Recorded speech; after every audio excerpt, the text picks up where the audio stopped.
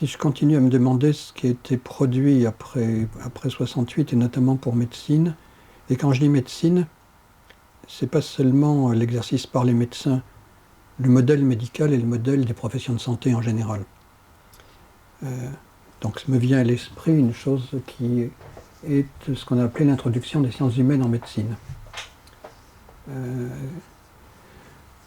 Jusque-là, il y avait des cours de psychologie en médecine. Alors c'est la psychologie de l'enfant, le développement psychomoteur de l'enfant de 0 à 9 mois, c'est la psychologie. Avec des cours de psychologie où je me souviens, très peu d'étudiants y assistaient, et c'était celui où on envoyait le plus d'avions en papier sur le professeur, même si on apprenait ensuite qu'il était président de l'Association mondiale de psychiatrie, mais enfin bref. On propose les sciences humaines en médecine. Mais qu'est-ce que veut dire les sciences humaines en médecine? Dans l'édito des étudiants en médecine, d'ailleurs je crois que c'est moi qui ai tenu la plume, c'est que un malade, c'est pas seulement, surtout quand on est étudiant, c'est pas seulement quelqu'un qu'on voit allongé dans un lit, qu'on met tout nu sans lui demander son avis, en rabattant les couvertures devant 10 personnes, qu'il y a une vie avant, qu'il y a une vie après, que la maladie et la manière d'être en bonne santé, ça a à voir avec les conditions de vie, et que, au fond, la médecine, c'est politique. Tout ça, c'est bon. Et donc, il y a tout ça, et il s'agit de faire entrer en faculté de médecine, de la sociologie, de l'anthropologie, un peu des connaissances historiques, peut-être un peu d'épistémologie, la connaissance des sciences et l'avancée des idées, un point de vue critique sur la connaissance, parce que ce qu'on vous enseigne aujourd'hui, et pour lesquels, si on ne répond pas en école et à l'examen ou au concours, peut-être 5 ans avant, ça n'existait pas, et 10 ans après, ça n'existera plus de la même manière. Donc, la connaissance est relative. Et ça, c'est des choses qui ne nous étaient pas du tout enseignées en médecine. Voilà, donc ça va apparaître peu à peu, mais tout de même avec l'idée aussi que les étudiants en médecine appartiennent très souvent à des milieux favorisés.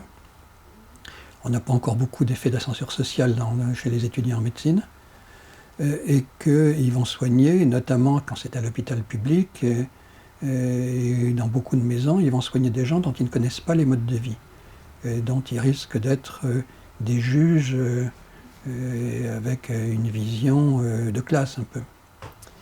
Et voilà, donc on a tout ça dans l'idée d'introduire les sciences humaines en médecine, mais également de les introduire dans les formations d'infirmières, du côté des chercheurs.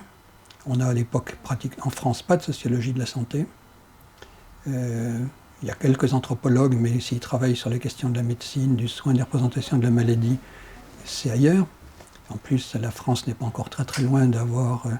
n'a pas encore fermé son empire colonial complètement, si je peux dire. Donc on a, en matière de sociologie et d'anthropologie, plutôt les yeux sur l'extérieur.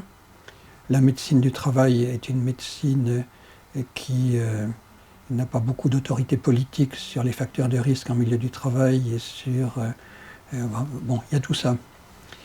Et donc au moins après 68, et c'est monté peu à peu, il y a eu des premières expériences pédagogiques dont j'ai été un des...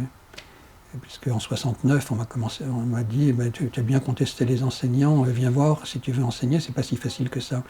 Donc j'ai eu un tout petit poste de moniteur, mais il se trouve que compte tenu du fait que j'avais été animateur de plein de choses, j'étais très vite en même temps dans le conseil d'endroits qui étaient ceux qui inventaient un peu des nouvelles formations, notamment à Montrouge, et puis ensuite, quelques années plus tard, quand j'étais à Bobigny, dans des UFR qu'on appelait UFR expérimentales, santé, médecine, biologie humaine, enfin, on n'avait pas que les étudiants en médecine. Voilà, donc ça c'est une chose qui sort de 68, clairement comme sensibilité. Il a fallu bien des années encore pour qu'on ait l'internat pour tous, bien des années encore pour que les médecins généralistes ne deviennent pas les sous-médecins par rapport aux spécialistes, mais qu'ils aient aussi leur internat, que aujourd'hui c'est le cas, la médecine générale est devenue une spécialité, avec 4 ans d'internat pour eux aussi, pas forcément facile non plus. Voilà, donc ça c'est sans doute des acquis. Parmi les acquis également, on a fait rentrer dans les enseignements de médecine des gens qui n'étaient pas que médecins. Au début pour enseigner, je sais pas quoi, l'histoire, pour enseigner la philo, l'éthique est arrivée plus tard. C'était des médecins qui faisaient ça. Alors on en est sorti aussi, 68 l'a beaucoup proposé avec la médecine lente. la médecine lente, le temps que les patients parlent et puis qu'on leur passe du savoir, qu'on soit un peu plus à égalité. Mais la médecine lente, c'est pas si simple que ça, et je pense quelques années après, un débat qu'on avait organisé sur santé et société, médecine et société, il devait y avoir Michel Foucault dans l'organisation du truc. Enfin bref, on discute, c'était un peu moi qui devais animer le débat. Ah oui, c'était dans le cadre de la revue Faire, qui était une revue politique, socialiste, le CRS, là, bon.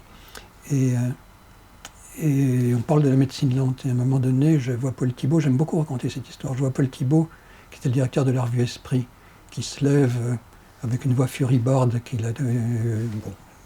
très sûr de ses... et qui dit, moi je ne suis pas du tout d'accord avec tout ça. Je ne suis pas du tout d'accord avec tout ça sur la médecine lente. Moi, la maladie, ça me fait peur, la mort, ça me fait peur. Si je vais voir le médecin, c'est pour que ce soit lui et qu'il assume, qu'il ne me mette pas tout sur le dos. Et si les médecins se servent des patients pour leur envoyer leur propre angoisse, c'est qu'ils n'ont pas les épaules assez carrées et qu'ils fassent un autre métier. Donc il nous disait, toutes ces histoires de médecine lente, c'est pour décharger la responsabilité du médecin sur la vie des gens, se décharger sur les gens eux-mêmes. Ce qu'on a vu évoluer jusqu'à aujourd'hui. Quand pour une simple intervention chirurgicale, on vous fait signer des papiers dans lesquels vous assumez toutes les complications et pour désengager en bonne partie la responsabilité civile, soit de l'hôpital, soit du médecin qui vous prescrit ça, enfin bref. Donc ça, c'est sûrement sorti de 68 aussi. Et l'idée qu'on avait des enseignements plus conjoints avec les paramédicaux et qu'on essayait de réduire la distance où c'est le médecin qui est en haut de l'équipe et les autres obéissent, ça a tout de même été très fort et repris par des syndicats de professionnels, infirmières, kinésies et autres, ça d'une manière très significative. Grosse modification en psychiatrie. La psychiatrie, jusqu'en 68, est plutôt du côté de la médecine anatomique, c'est-à-dire on va chercher la maladie. Alors, la psychiatrie française, avec l'allemande, on fait la nosographie, enfin on fait la définition des maladies, bon.